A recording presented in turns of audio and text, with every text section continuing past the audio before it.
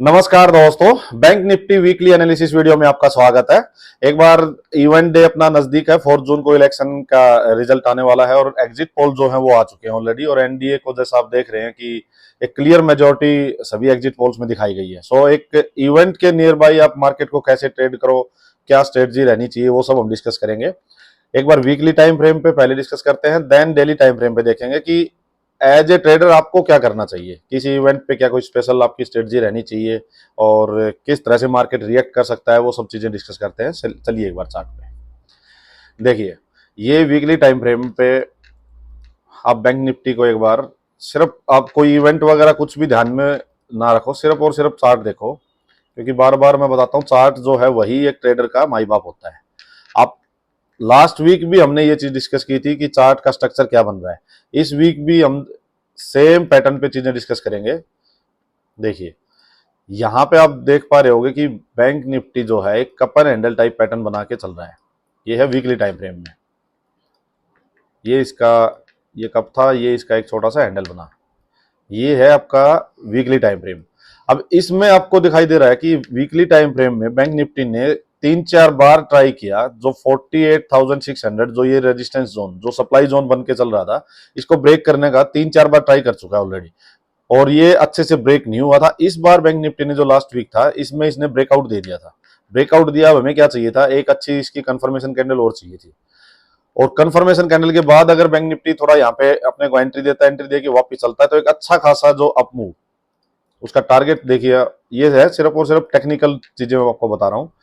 ये देखो, यहाँ इसका अच्छा खासा एक जो टारगेट जो है वो मेरे को दिखाई दे रहा है कि नियर बाई बैंक निफ्टी 52,800, करीब करीब कह सकते हो कि 53,000 का टारगेट मेरे को बैंक निफ्टी में नियर फ्यूचर में दिखाई दे रहा है। यहाँ से ये है technical target, pure technical target. ये स्ट्रक्चर बन के चल रहा है। अब आपकी स्ट्रेटजी क्या होनी चाहिए, देखो मैं इन चीजों को एक बार निकाल देता हूं।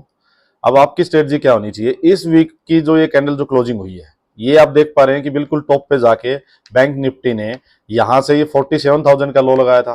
47,000 से बैंक निफ्टी 3 वीक में 2650, मतलब 2650 पॉइंट का एक अपमूव बैंक निफ्टी ने दिया 3 वीक में।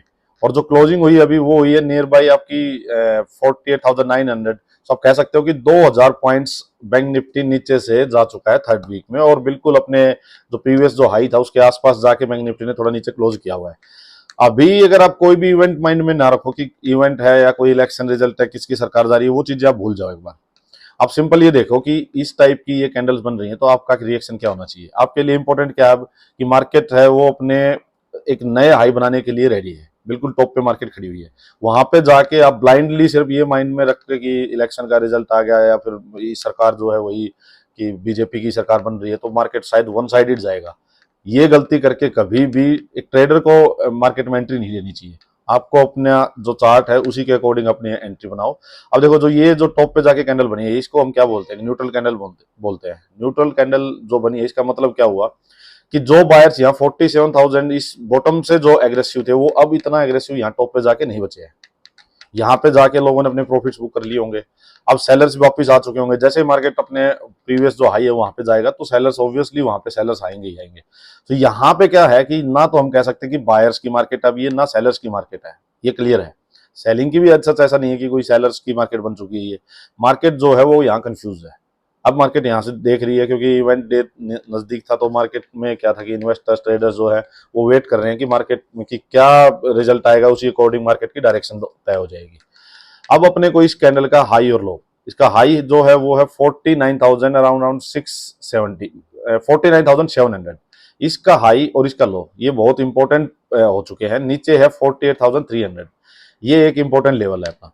अगर ये टॉप इसका ब्रेक होता है इस वीक में, तो मार्केट में एक अच्छा खासा अप मूव जो है वो आना पक्का श्योर है ये।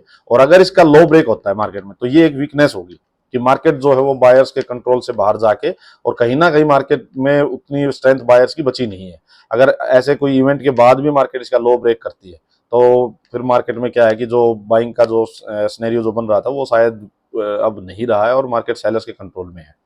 अब अपने को इसमें ट्रेड कैसे करना है, अब इसके लिए चलते हैं एक बार डेली टाइम फ्रेम पे।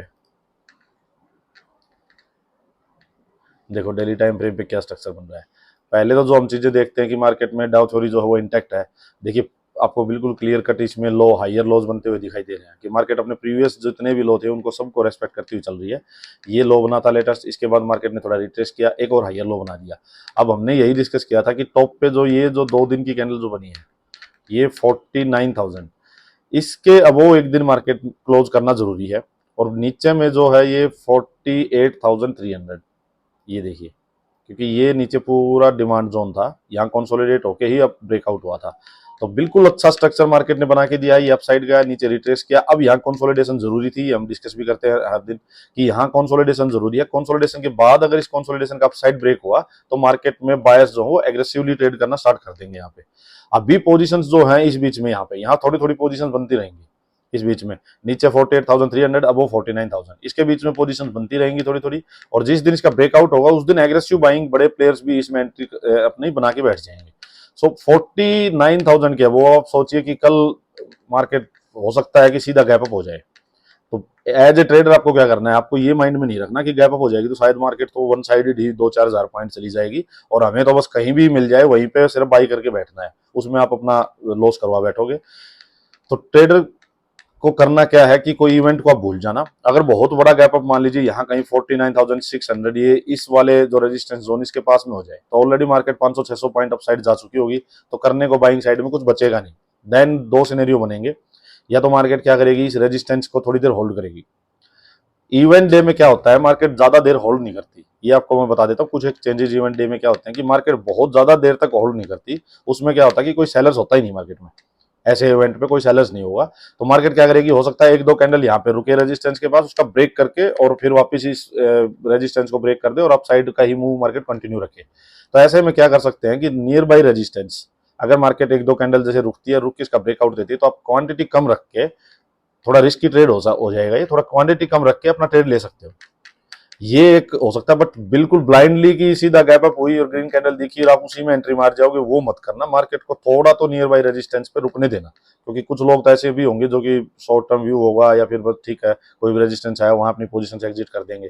तो इस वे में आप मार्केट को ट्रेड करना, ब्लाइंडली बहुत बड़े गैप अप पे मार्केट को ट्रेड मत करना। हो सकता है मार्केट होल्ड ना कर पाए इतना अपसाइड मूव को और वापस मार्केट आए और 49,000 को रिटेस्ट करने लग जाए, या फिर जो भी नीचे इसको मार्केट को कोई भी सपोर्ट मिलेगी 49,250 के अराउंड, तो यहाँ पे मार्केट आए थोड़ी देर होल्ड करे और उसको फिर अपसाइड ब्रेक करे, तो आप ठीक है फिर अपना ट्रेड लेना। कहने का मतलब है कि किसी भी नियर बाई सपोर्ट या रेजिस्टेंस जो भी मार्केट को मिलता जाएगा और मार्केट अगर उसको थोड़ी देर होल्ड करके फिर उसको ब्रेक करे तो आप अपना ट्रेड बनाते जाना। एक तो होती है चीज ये। दूसरा क्या होता है कि मान लीजिए मार्केट सेम लेवल पे ओपन हो जाए नियर बाय 49,000 और मार्केट में सीधा ग्रीन कैंडल बनना स्टार्ट हो जाए, तो आप ट्रेड कैसे लोगे। उसमें एक चीज होती है कि इवेंट डे वगैरह में या जिस दिन कोई बहुत फास्ट मूवमेंट मार्केट में आती है वन साइडेड, उसमें क्या होता है मार्केट इनसाइड कैंडल का ट्रेड देती है। तो मैंने पहले भी डिस्कस किया हुआ है कि मान लीजिए बहुत बड़ी कोई 150-200 पॉइंट की फर्स्ट कैंडल ही बन गई, उसके बाद करने को अपने पास बचेगा नहीं, स्टॉप लॉस इतना बड़ा हो जाएगा, मार्केट जो है रिट्रेस करती नहीं इतना ज्यादा कि हमारा स्टॉप लॉस हमारे अकॉर्डिंग हो जाए। उसमें आप क्या कर सकते हो, मान लीजिए एक कैंडल बनी बहुत बड़ी 150-200 पॉइंट की, फिर कोई एक इनसाइड कैंडल बनेगी, उस कैंडल के बाद एक इनसाइड कैंडल बनेगी, उस इनसाइड कैंडल का जैसे ही हाई फिर से ब्रेक हो, नेक्स्ट कैंडल मान लो उसका ब्रेक हाई ब्रेक कर रही है, तो आप उस इनसाइड कैंडल का लो को ही स्टॉप लॉस मान के आप अपना ट्रेड ले सकते हो। ये इवेंट डेज की स्ट्रेटजी होती है, बट इसमें स्टॉप लॉस टाइट ही रखना। अगर इनसाइड कैंडल के बेस पे ट्रेड ले रहे हो तो स्टॉप लॉस भी उसी के बेस पे रखना, ये नहीं कि वो मार्केट वापस आ जाए और आप उसको एग्जिट ही ना करो। तो ये स्ट्रेटजी हो सकती है इनसाइड कैंडल वाली स्ट्रेटजी। और एक बात यह है कि कोई भी मान लो रेजिस्टेंस आएगा ऊपर और उसके पास मार्केट ज्यादा देर होल्ड नहीं करेगी, तो अपनी क्वांटिटी थोड़ी कम करके ट्रेड ले सकते हो। ये इस तरह से आप मार्केट को ट्रेड करना। मार्केट ओवरऑल बुलिश ही स्ट्रक्चर दिखाई दे रहा है और जो इवेंट था उसका रिजल्ट भी एज एक्सपेक्टेड, मार्केट जो एक्सपेक्ट करके चल रही थी वही है। बट बहुत बड़ा गैप अप हो जाएगा तो देखो ट्रेड एज ए ट्रेडर तो ट्रेड करने का कुछ मामला बचेगा नहीं। फिर मार्केट को सिर्फ यही है कि किसी ना किसी लेवल पे थोड़ा कंसोलिडेट ही होने देना, तभी आप ट्रेड करना और मार्केट आराम से चांस देगी आपको पूरे दिन में। ऐसा कुछ नहीं है कि वन साइडेड बिल्कुल मार्केट भागती जाएगी, आपको मौका नहीं मिलेगा। सो शांति से ट्रेड लेना। ज्यादा ये जो हीरो जीरो जो ट्रेड खेलने वाले लोग होते हैं कि मार्केट में कल तो शायद वन साइडेड मूव आएगा तो बस सुबह ही पैसे लेके लेके बैठ जाओगे, ऐसा पागलपंथी वाली चीजें मत करना, नहीं तो अपना पैसा खो बैठोगे। एक दिन एक रिजल्ट से कोई भी मार्केट का कुछ डिसाइड नहीं होगा, हर दिन ही मार्केट यूं ही ओपन होनी है। आज तक बहुत गवर्नमेंट्स आई बहुत गई, मार्केट ऐसे ही चलती रहती है। सो चार्ट के अकॉर्डिंग ही आप अपना ट्रेड लेना। ये नहीं कि इमोशंस बेस आप ट्रेड लोगे, इमोशनल ट्रेड जब भी करोगे तो वो लॉस में ही जाएगा आपका।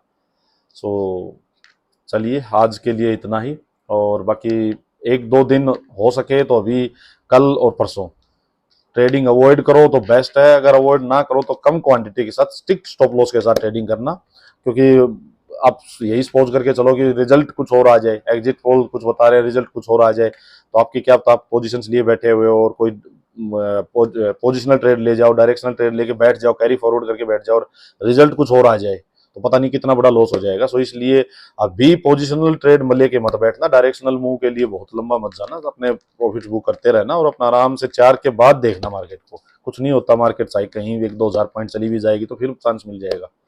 सो इस ये स्ट्रेटजी रखना अभी। चलिए आज के लिए इतना ही, कल